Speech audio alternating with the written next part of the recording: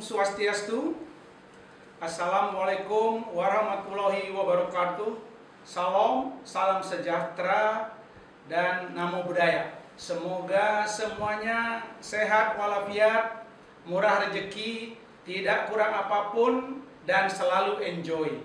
Hidup harus apa? Ya, hidup harus dengan 3 dasar fundamental. Pertama adalah healthy, happy, dan harmoni. Ini harus dipegang teguh oleh semua orang. Kalau ingin menjadi pemimpin, memang kita itu harus sehat dulu. Bagaimana menjadi pemimpin kalau tidak sehat? Sehat lahir batin. Yang kedua, harus mempunyai jiwa happy, gembira. Kalau Anda bersedih menjadi pemimpin, maka pengikut Anda akan pesimistik. Jadi pemimpin harus optimistik, tidak boleh berada di zona pesimistik. Pemimpin harus berada di zona realistik dan zona optimistik. Itu artinya pemimpin itu harus bahagia, harus happy. Yang selanjutnya, pemimpin itu juga harus harmoni, seimbang, tidak boleh berat sebelah seperti neraca kehidupan. Sehat lahir batin, harus atas ke bawah bisa main pemimpin itu. Tidak hanya bisa main di atas saja, di bawah pun pemimpin harus bermain. Jadi harus seimbang dan balancing. Dengan demikian, maka pemimpin itu bisa berkembang, bisa tumbuh, dan bisa eksis dalam kondisi apapun.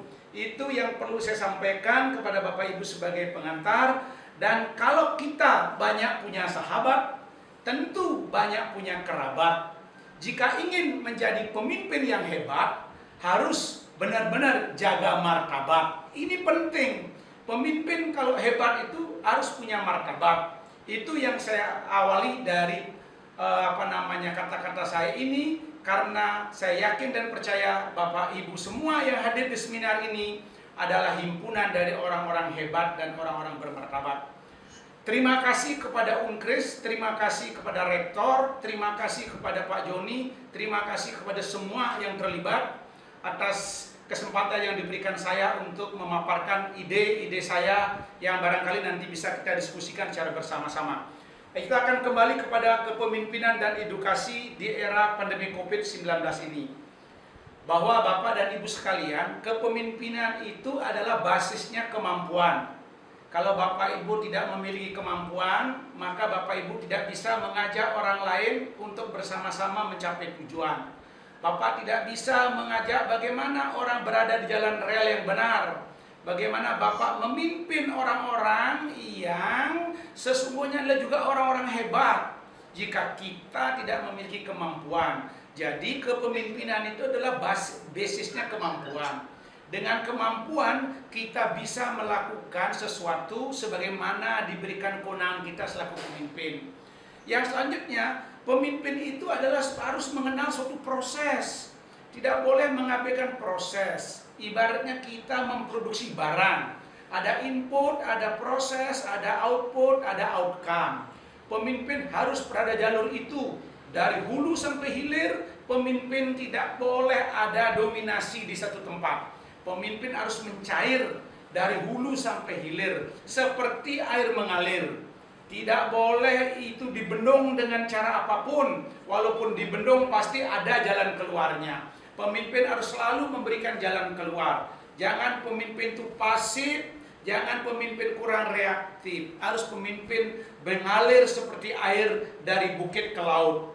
Bila mana perlu semua masalah diselesaikan tanpa pernah mengeluh, tanpa pernah lelah, tanpa pernah susah, tanpa pernah payah, apalagi kalah. Inilah pemimpin yang benar-benar mengalir dari seperti air dari bukit ke laut. Air itu tidak pernah mengeluh, saudara-saudara. Pada akhirnya dia sampai ke laut. Itulah saya sebut input, proses, output, dan outcome.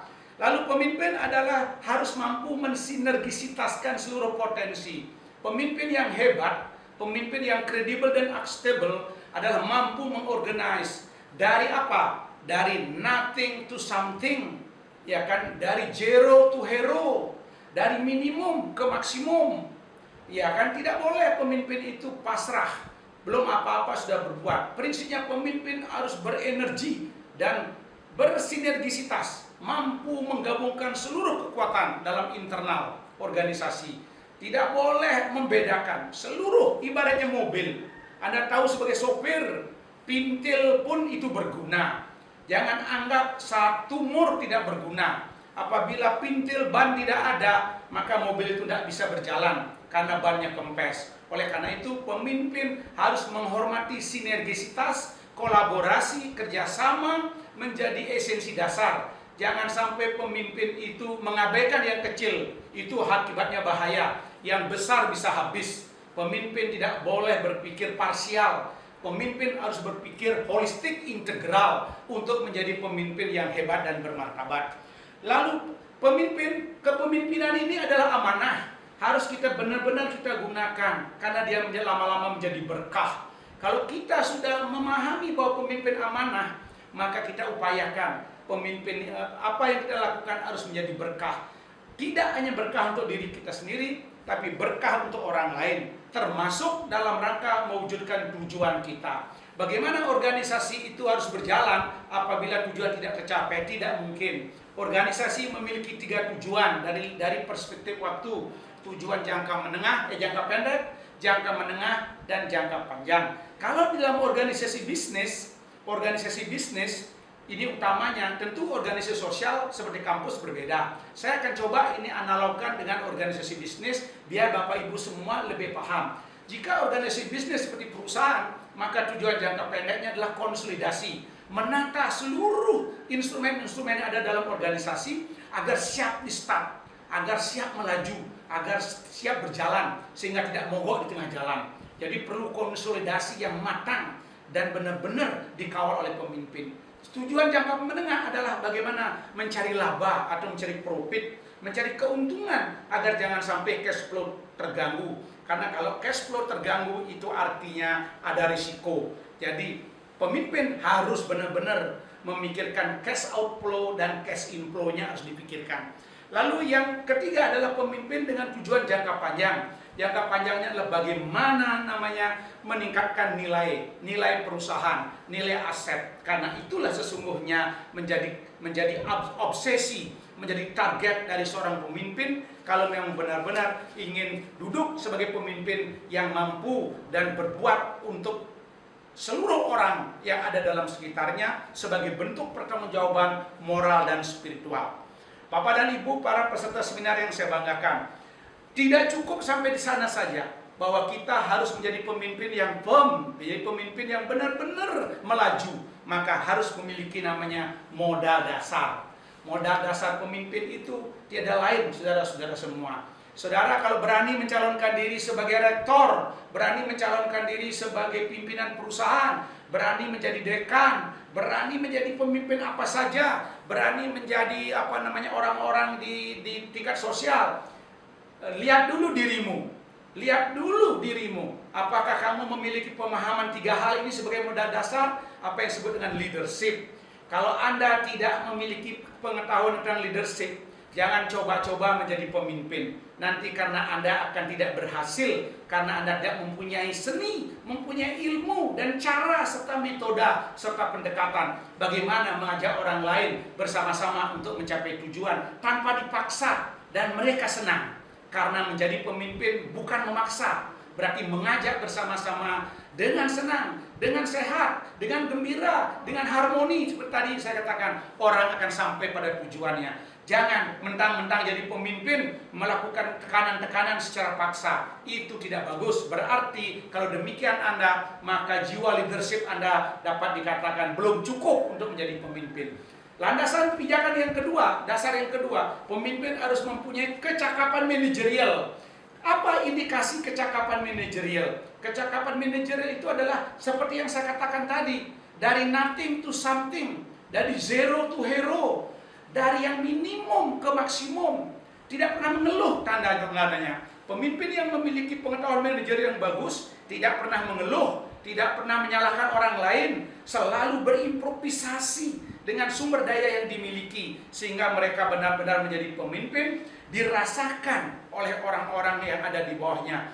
Pemimpin kalau tidak dirasakan sebagai orang-orang yang ada di bawahnya, itu berarti pemimpin tidak memiliki kemampuan manajerial. Kemampuan manajerial itulah kemampuan merencanakan, kemampuan mengorganisir, kemampuan melaksanakan, kemampuan mengawasi, kemampuan memonitoring, dan kemampuan mengevaluasi. Ini perlu saya jelaskan, saudara-saudara, bahwa Anda apabila memiliki kemampuan manajerial adalah memiliki kecakapan merencanakan, kecakapan Anda mengorganisir, kecakapan Anda melaksanakan semua rencana, kecakapan Anda mengawasi, kecakapan Anda melakukan evaluasi, dan kecakapan Anda melakukan monitoring. Itulah ciri-ciri orang yang punya manajerial, dan itu sebenarnya gampang, mudah dilakukan apabila saudara memiliki ilmu namanya manajerial. Modal yang ketiga adalah entrepreneurship. Entrepreneurship bukan semata-mata teoritis, tetapi Anda bisa sebagai pemimpin yang didasarkan kepada apa? Efektif, efisien, dan produktif. Kreatif, inovatif, efektif, efisien, dan produktif. Saya ulangi lagi, itulah ciri khas orang pemimpin yang memiliki entrepreneurship. Efektif, kreatif, inovatif, dan produktif. Itulah ciri-cirinya. Kalau Anda tidak kreatif, tidak inovatif, tidak efisien, tidak efektif, dan tidak produktif, jangan coba-coba menjadi pemimpin. Lebih baik saudara di rumah bersama istri, bersama anak, tidak ada beban saudara-saudara. Jangan saudara paksakan, makanya jangan ambisius, tetapi boleh ambisi. Ambisius itu adalah sesuatu yang target Anda capai, tapi Anda tidak melihat diri Anda. Kamu memiliki kualitas, memiliki kapabilitas atau aksesibilitas, termasuk yang 3 tadi. Bapak dan Ibu sekalian, saya lanjutkan lagi. Itu juga harus didukung lagi dengan langkah-langkah berikutnya. Tidak boleh saudara hanya memiliki 3 hal itu lalu sesuatunya selesai. Pemimpin itu harus memiliki posisi dan memiliki peran yang bagus dan tahu menempatkan diri di mana. Kalau boleh saya mengatakan, namanya Ki Hajar Dewantoro mengatakan pemimpin ada di 3 tempat. Kalau saya Nengah Dasi Astawa menambahi lagi 2, pemimpin tidak cukup berada di 3 tempat. Di era COVID ini maupun di era namanya revolusi industri 4.0, pemimpin tidak cukup. Mungkin zamannya Pak Ki Hajar Dewantara itu cukup dengan 3. Tetapi menurut saya, apabila Anda setuju, boleh didebat bahwa pemimpin itu harus ada di 5 posisi. Pemimpin itu harus ada di depan. Apa yang Anda perankan di depan? Kalau di depan Anda harus menjadi inisiator, menjadi kreator. Tidak boleh Anda diam, pendiam, hanya duduk di belakang meja, tidak punya inovasi, tidak punya kreativitas. Itu bukan pemimpin namanya itu. Itu namanya pemimpin yang tinggal duduk, diam, duit, dan tidak apa-apa. Namanya D3, duduk, diam, dan duit. Itu tidak pemimpin yang di depan. Harus bagaimana menginspirasi, bagaimana menginspirasi bawahannya untuk mempunyai inisiatif dan kreator. Lalu pemimpin yang disebut oleh beliau adalah Ing Arso Sungtulodo. Pemimpin itu harus ada Ing Arso Sungtulodo. Sekarang pemimpin ada di tengah. Oleh menurut beliau adalah Ing Madio Mangunkarso. Pemimpin harus menjadi mediator. Pemimpin bukan provokator. Pemimpin harus menjadi mediator. Pemimpin harus menjadi komunikator. Agar apa? Agar konflik dapat diminimumkan, agar menjadi bridging, menjadi jembatan ke atas dan jembatan ke bawah, jembatan kepada owner, kepada komisaris, dan jembatan kepada bawah. Rektor harus menjadi jembatan, mediasi dan komunikator yayasan dengan seluruh sivitas akademikanya. Jangan rektor terlalu berpihak kepada yayasan, jangan rektor terlalu berpihak kepada sivitas akademika, itu juga tidak bagus. Rektor harus benar-benar menjadi mediator dan komunikator, bisa main di mana saja, bisa berada di mana saja.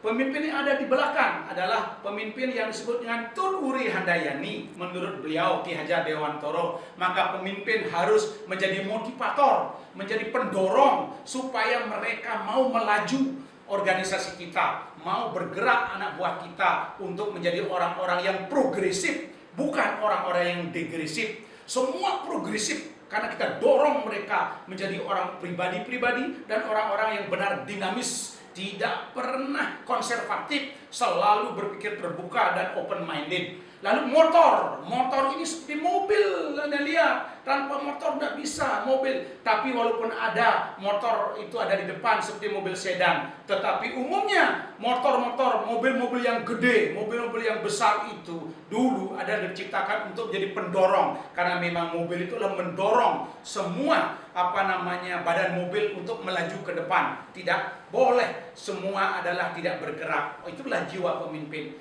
Lalu yang keempat, pemimpin harus ada di atas. Tak boleh pemimpin tidak ada di atas. Tetapi sering pemimpin ada di atas, seperti rektor, seperti dekan, seperti manajer. Mereka tahu duduknya di atas, tetapi tidak memahami esensi pemimpin pada saat duduk di atas. Hanya di belakang meja, hanya mengagung-agungkan posisinya, hanya membesar-besarkan posisinya, tapi tidak pernah sama sekali memaknai apa sebenarnya hakikat pemimpin ada di atas.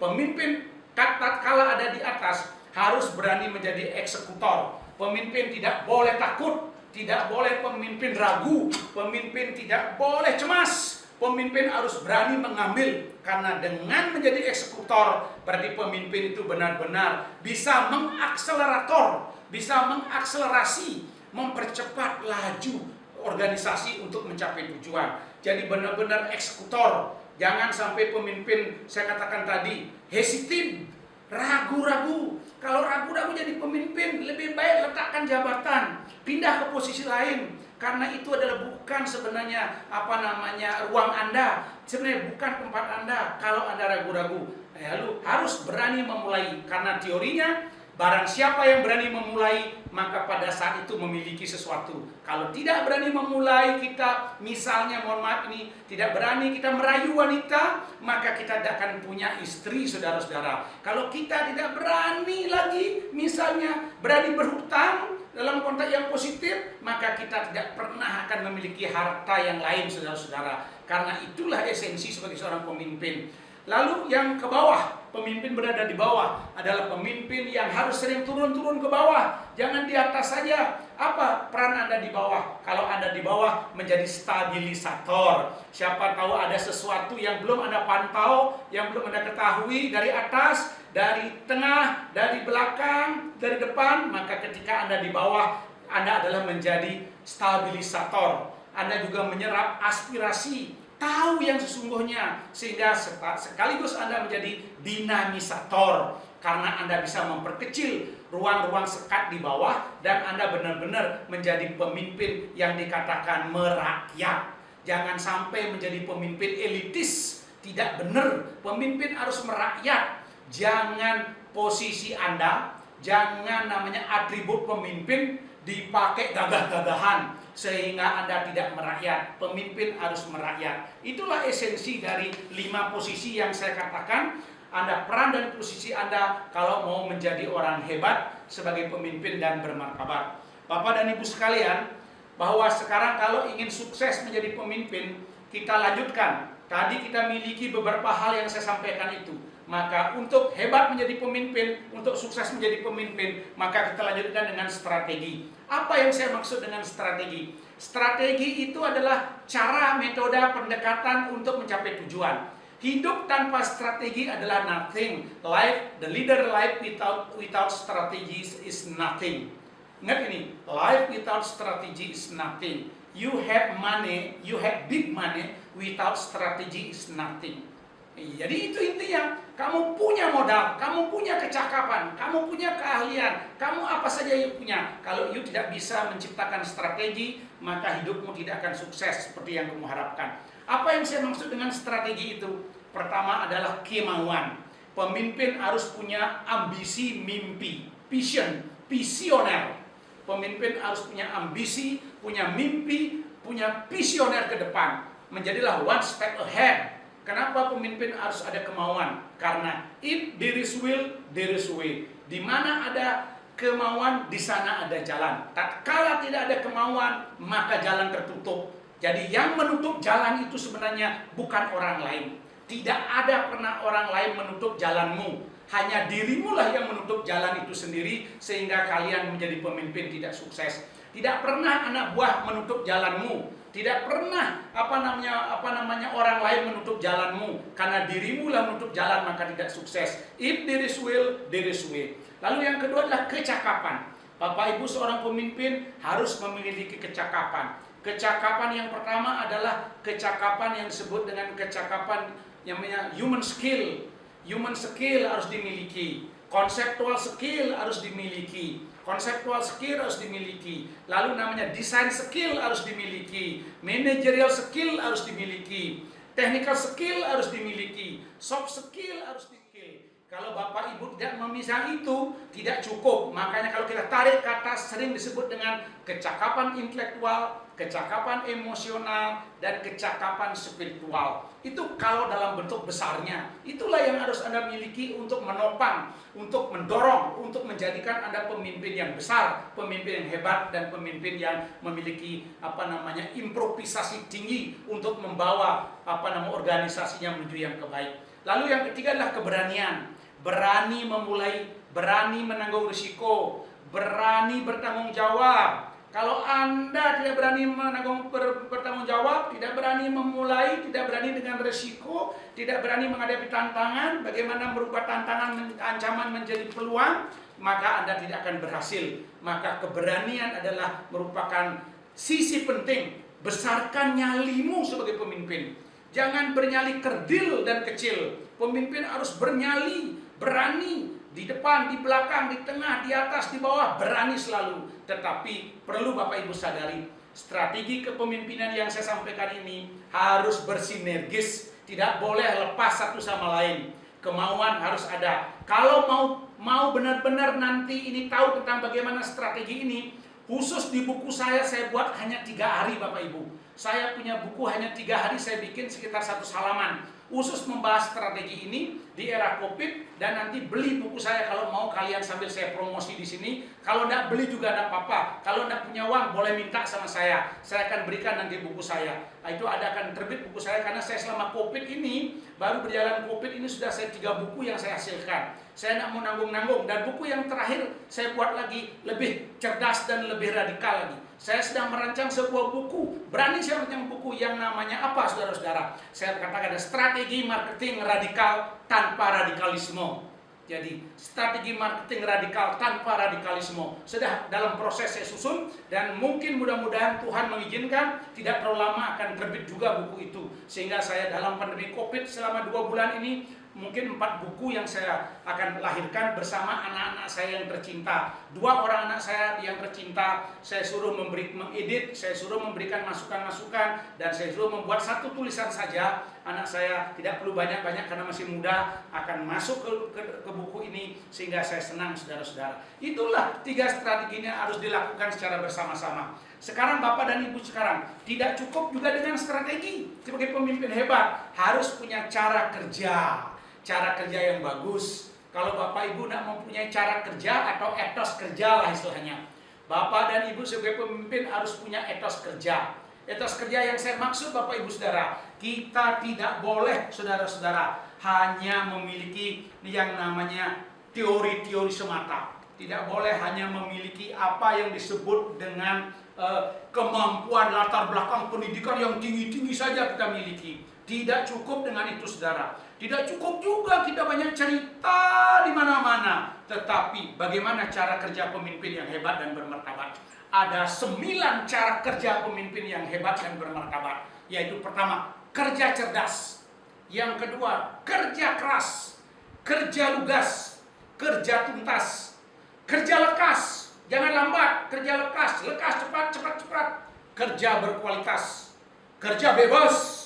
Tidak terkooptasi, independen, benar-benar independen, tidak terkooptasi, tidak terjajah. Lalu kerja berkelas, jangan kerja ece-ece, kerja kecil-kecil, itu bukan pemimpin, itu anak buah yang ngerjakan kerja kecil-kecil, kerja yang berkelas, dan terakhir kerja ikhlas. Jadi saya tidak menjelaskan secara detail. Kerja cerdas itu berarti berbasis iptek, ilmu pengetahuan dan teknologi. Kerja keras harus sehat lahir dan batin. Kalau tidak Anda sehat lahir batin, tidak bisa bekerja keras.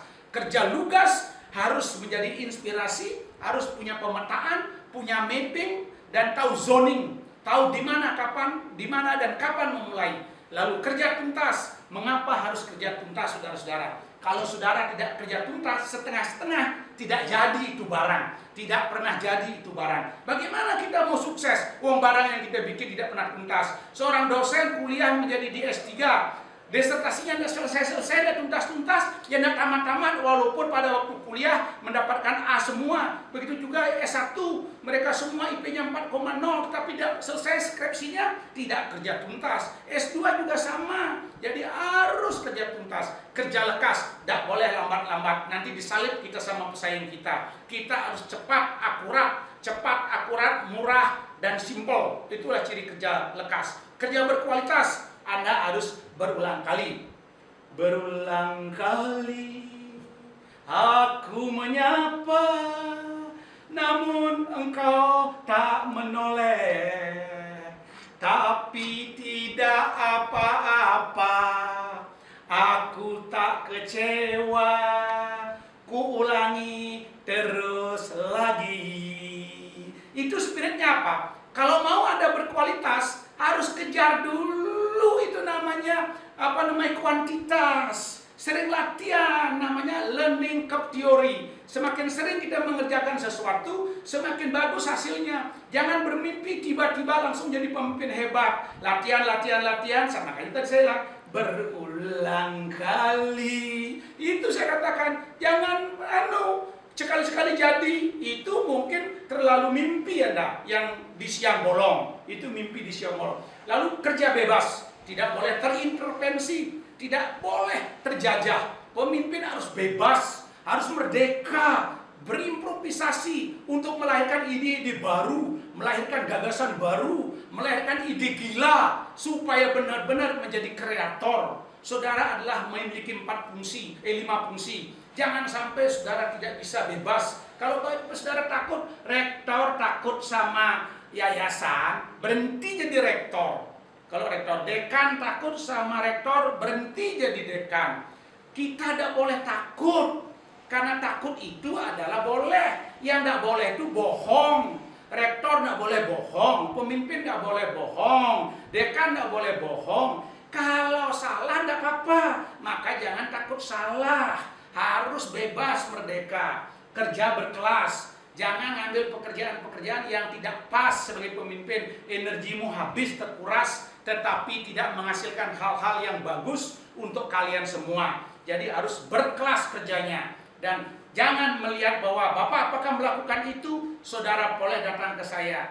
Kita bercerita panjang lebar. Jangan lihat diriku, tetapi apa yang kubuat, apa yang kulakukan. Lihatlah itu. Kalau diriku sih tidak ganteng, tidak begitu gagah, pendek, tapi ada satu hal, bahwa aku punya semangat bersama dikau dan aku tidak pernah membenci dikau. Ini adalah pribadi saya. Lalu terakhir adalah kerja ikhlas. Anak Bapak Ibu sekalian, kita jangan sampai, kita ini kan umat beragama. Jangan belum apa-apa udah minta upah. Jangan belum apa-apa udah bikin honor. Jangan belum apa-apa sudah berapa dapat gaji. Tolonglah bekerja dulu secara ikhlas. Itu biasanya rezeki mengikuti. Dengan keikhlasan Tuhan semakin dekat. Hidup menjadi berkat. Dengan ikhlas sumber pendapatan akan mengalir. Tapi yakinlah, percaya, Tuhan tidak pernah mempersempit umatnya yang berpikir secara ikhlas terus. Bapak dan Ibu sekalian yang saya hormati, saya percepat sedikit bahwa setelah saya memberikan bagaimana cara kerja atau budaya kerja, maka kita lanjutkan dengan bagaimana membangun suasana kerja. Setelah ada budaya kerja, ada etos kerja, saya lanjutkan dengan suasana kerja. Bapak Ibu, kalau jadi pemimpin tidak boleh loyo, apalagi sontoloyo. Pemimpin tidak boleh loyo, apalagi sontoloyo. Pemimpin itu harus yang disebut dengan 6E. Pemimpin harus enjoyment, pemimpin harus senang melahirkan sesuatu, harus senang memimpin, karena dengan senang melahirkan cinta. Karena dengan senang melahirkan cinta. Apa itu cinta? Cinta akan Anda melahirkan sesuatu yang cerdas. Cerdas emosional, cerdas intelektual, dan cerdas spiritual. Yang kedua apa? Anda akan melahirkan orang-orang yang punya cinta integritas. Anda akan masukkan produk yang penuh berkualitas dan berintegritas. Karena cinta integritas. yang mahal menjadi pemimpin itu adalah integritasnya, makanya berbasis cinta. Lalu adalah dengan N, pemimpin yang hebat adalah tahu norma, menghormati norma agama, norma susila, norma sosial, norma organisasi, norma yang lainnya. Selalu berhidup di tengah-tengah masyarakat berbasis norma. Lalu apa yang disebut dengan cinta? T, transformation. Pemimpin harus berani berubah. Pemimpin harus berani berkembang. Pemimpin harus berani bergerak. Karena kalau kita tidak bergerak, tidak berubah, maka zaman berubah, maka pemimpin digilas oleh perubahan itu. Sebelum zaman menggilas kita, mari zaman kita gilas duluan. Itulah ciri-ciri pemimpin. Jadi jangan kita dipermak. Jangan kita dipermak oleh uang. Mari uang kita permak. Jangan orang lain bawahan kita berikan liar. Kita harus atur dia sebelum dia liar. Itulah hal-hal yang perlu Anda lakukan. Jangan diri kita terjajah oleh situasi. Justru kita menjajah situasi. Jangan sampai kita dijajah oleh materi. Justru kita menjajah materi. Itulah saudara-saudara. Lalu yang terakhir adalah arif. Pemimpin itu cinta, harus arif, bijaksana. Makanya lagu tadi saya muncul. Mengapa saya nyanyikan tadi lagu itu? Pemimpin harus berbasis cinta. Yang terakhir arif. Makanya ada wise men say only fool rush in, but I can help falling in love with you. Jadi mencintai semua. Pemimpin harus mencintai semua. Pemimpin mencintai bawahan. Pemimpin mencintai teman. Pemimpin mencintai owner. Pemimpin mencintai dewan komisaris. Itulah cinta. Lalu sekarang kedua adalah bagaimana kita membangun spirit kerja adalah enthusiasm. Harus semangat. Tidak boleh loyo. Harus benar-benar kita semangat. Benar-benar kita adalah berenergi. Dan benar-benar kita adalah menggabungkan semua energi. Pemimpin harus membangun suasana emosional. Pemimpin bangunlah emosional bawahan kita agar mereka tahu apa yang harus mereka lakukan, agar mereka berani bekerja tanpa diperintah selalu, agar pemimpin itu benar-benar merasakan bagaimana emosi. Karena dengan emosi, dengan sentuhan emosi, pemimpin itu, maka anak buah akan lebih bergerak. Cukup kita nyatakan bagaimana saudara-saudara semua, apakah hari ini semua sehat walafiat? Saya senang melihat kalian. Bagaimana istri dan suaminya di rumah? Apakah semua senang, sehat walafiat? Dengan kita ngomong begitu aja, bawahan juga sangat senang. Kalau mereka terlambat, ya tidak apa-apa. Besok jangan diulangi karena mungkin macet di jalan. Anda tidak duga, ya kan? Mungkin Anda terlambat bangun karena Anda bangkit tidur kemalaman. Tidak apa-apa. Yang terpenting besok jangan diulangi lagi. Tidak ada apa-apa, itu masih manusiawi. Asalkan Anda sampaikan dengan kejujuran. Jangan mengada-ngada. Kalau Anda dengan kejujuran, dengan disiplin yang tinggi, kita akan hargai secara emosional. Lalu efisien, harus namanya berhasil guna. Menjadi pemimpin harus membangun suasana bagaimana caranya yang tadi itu, yang minimum menjadi maksimum melalui berhasil guna. Jangan sampai boros. Pemimpin jangan sampai buang-buang waktu, buang-buang umur. Nanti jabatanmu terbatas. Sebagai rektor hanya 5 tahun, sebagai dekan 5 tahun, sebagai manajer juga ada batasnya. Gunakan waktunya seefisien mungkin agar berhasil guna. Jelas itu. Efektif adalah sesuatu yang tepat guna. Saudara menjadi pemimpin harus tepat guna. Jangan lagi Anda membuat sesuatu itu melanggar perencanaan yang saudara bikin. Pemimpin yang hebat adalah apa yang direncanakan itu yang dijalankan dan mencapai hasil, itu namanya efektif. Karena mereka bekerja berdasarkan perencanaan yang matang, perencanaan yang benar-benar diyakini dan berbasis ilmu pengetahuan. Lalu endurance, daya tahan. Pemimpin tadi tidak boleh cepat mengeluh, tidak boleh cepat-cepat menyerah, tidak boleh cepat-cepat pasrah, tidak boleh cepat-cepat. Pemimpin itu ini adalah anugerah, mencari pembenar, pada akhirnya kalah, saudara. Jadi pemimpin harus menjadi apa? Pemimpin harus menjadi prajurit, kadang-kadang menjadi komandan, kadang-kadang juga menjadi panglima perang. Itulah pemimpin yang mempunyai daya tahan bagus. Saat ini jadi prajurit tidak apa-apa, suatu ketika menjadi komandan tidak apa-apa, jalan terus. Suatu ketika menjadi panglima perang. Karena teori pemimpin maju tak gentar, mundur menyerang. Maju tak gentar, mundur menyerang. Itulah pemimpin yang sejati, saudara-saudara. Jangan sedikit-sedikit menyerah karena saudara tidak mempunyai power dan energi. Selanjutnya Bapak dan Ibu sekalian, apa hasil kerja? Ini hasil kerja. Jadi pemimpin yang hebat dan bermartabat dengan melakukan 6E itu, maka saudara akan menghasilkan juga 6E, yaitu hasil kerja dari pemimpin. Saya sampaikan hasil kerja ini karena pemimpin tanpa punya hasil kerja tentu tidak ada artinya selama menjadi pemimpin. Apa hasil kerjanya? Juga 6E. Pertama adalah pemimpin harus menjadi orang-orang yang disebut excellent. Lo pemimpin luar biasa, lo pemimpin hebat, lo pemimpin bermartabat karena bisa membuat sesuatu menjadi excellent. Performa organisasi excellent, anak buah excellent, semua bagus. Yang kedua adalah seluruh Anda bikin orang-orang menjadi cerdas, menjadi expert. Pemimpin expert adalah membuat anak buahnya expert, membuat bawahannya expert, membuat perusahaannya sampai excellent adalah juga expert.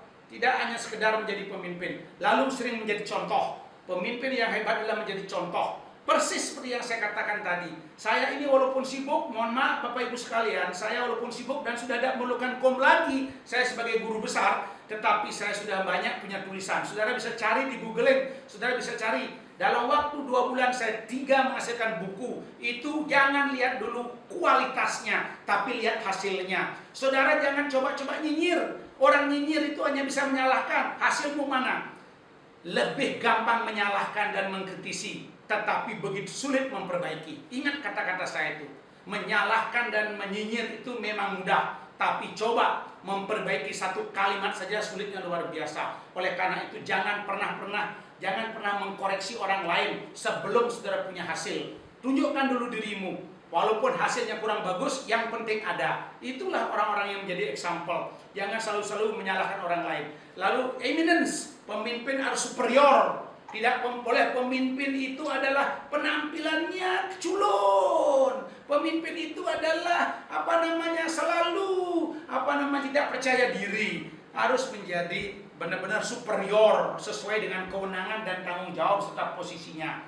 Esteem, pemimpin itu harus mampu menciptakan kebanggaan, bangga bagi dirinya maupun bangga bagi bawahan. Tidak boleh pemimpin itu tidak bangga. Kalau tidak bangga, maka pemimpin itu tidak akan berhasil.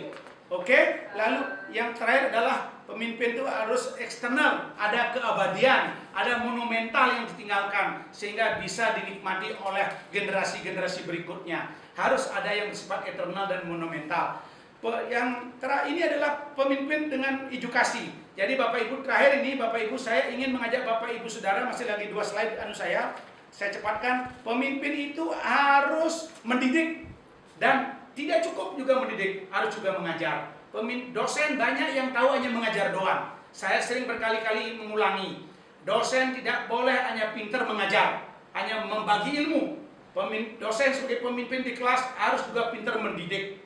Jangan kecakapanmu hanya mengajar saja. Semua orang bisa cari materi di Google sekarang. Saudara harus mampu mendidik. Mendidik adalah merubah mindset, membangun karakter bangsa, membangun karakter anak didik menjadi budi pekerti yang bagus. Itu adalah mendidik. Jangan hanya mengajar doang, ngasih ilmu saja, tetapi bagaimana kita mendidik anak-anak kita, anak mahasiswa kita menjadi yang bermental dan bermoral baja. Itulah fungsi pendidikan yang tidak hanya mengajar saja. Lalu mendinamisasi. Pemimpin harus di ruang kelas dimanapun harus mampu menciptakan hal yang dinamis, tidak kaku, tidak statis, apalagi apatis. Jangan sampai apatis dibangun. Harus tidak kaku, ya, tidak statis dan tidak apatis. Pemimpin harus menjadi dinamisator dimanapun mereka berada. Sekarang, mengapa pemimpin gagal? Ini terakhir Bapak Ibu, ini penting saya sampaikan.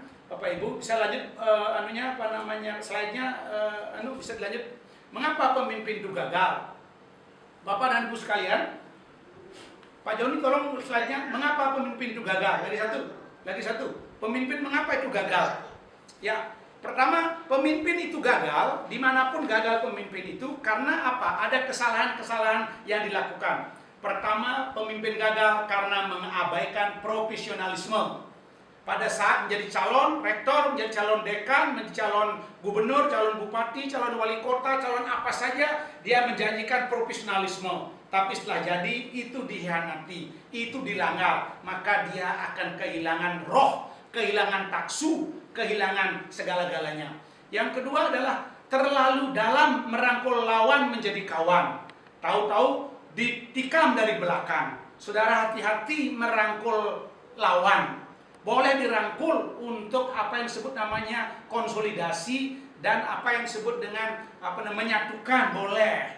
Jadi rekonsiliasi namanya. Boleh kita merangkul. Anda tidak selektif dan hati-hati. Anda rangkul terlalu dalam, terlalu ke tengah masuknya. Tahu-tahu dia masih menyimpan dengki dan iri hati. Kita kan tidak tahu isi dan hati orang. Dia tidak menaruh dengki dan iri hati. Ketika masuk ke relung yang paling dalam dari Anda, tahu-tahu Anda ditikam dari belakang. Hati-hati, maka Anda terjungkal sebagai seorang pemimpin karena Anda terlalu dalam. Bukan berarti tidak boleh, silakan mengajak, tetapi harus kita berikan batas-batas dan sekat-sekat yang jelas.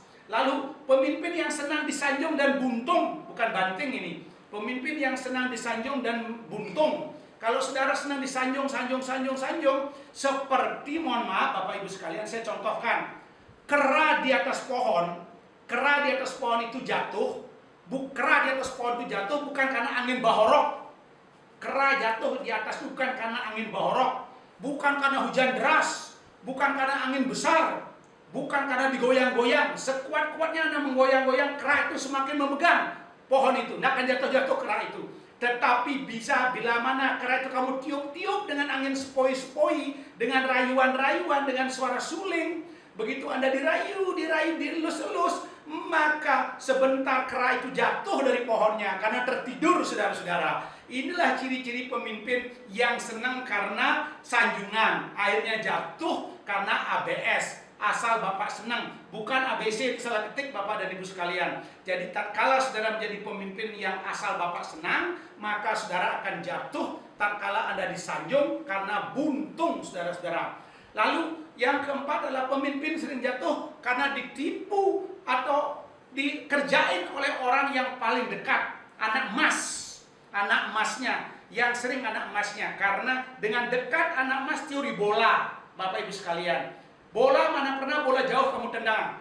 Jauh, tidak bisa. Bola yang dekat kita tendang. Maka siapa yang dekat itu yang menendang bola. Maka saudara sebagai pemimpin, kalau terlalu dekat punya anak emas, hati-hati. Anak emas itu akan membunuh kalian. Tidak mungkin teman jauh mematikan kalian. Tidak mungkin saya akan mengkudeta jabatan rektor Unkris, iya kan? Karena saya jauh ada di Bali, iya kan? Itu juga hal-hal yang lain. Jadi orang dekatlah yang bisa mengkudeta kita, karena mereka tahu seluk-beluk kita yang sesungguhnya, yang disebut dengan anak emas, saudara-saudara. Itu hati-hati jadi pemimpin kalau tidak mau jatuh. Lalu yang kelima adalah dihabisi oleh orang yang paling setia. Ingat, saya tidak mencontohkan. Kalau ini saya contohkan, sudah tahu. Siapa yang membunuh orang-orang yang hebat? Pasti adalah pengawalnya.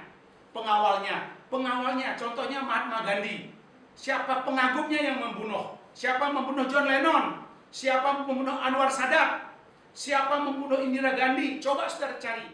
Yang mematikan tokoh-tokoh itu adalah rata-rata yang hebat-hebat itu adalah orang-orang setianya, pengawalnya yang mematikan, yang membunuh. Inilah yang perlu saudara pahami supaya saudara tidak melepaskan kehati-hatian dalam memimpin. Pemimpin perlu waspada, perlu hati-hati. Jangan senang dirayu-rayu dan ditipu oleh teman saudara. Demikian Bapak Ibu, dan akhirnya terakhir saya simpulkan, Bapak dan Ibu sekalian, bahwa menjadi pemimpin itu, ini pas waktunya 45 menit kurang lebih ini, karena tadi mulai saya presentasi sekitar jam 10.50-an lah kira. Maka ini waktu yang saya gunakan harus tepat ini kan, jam 50-an, 55 mungkin, oke.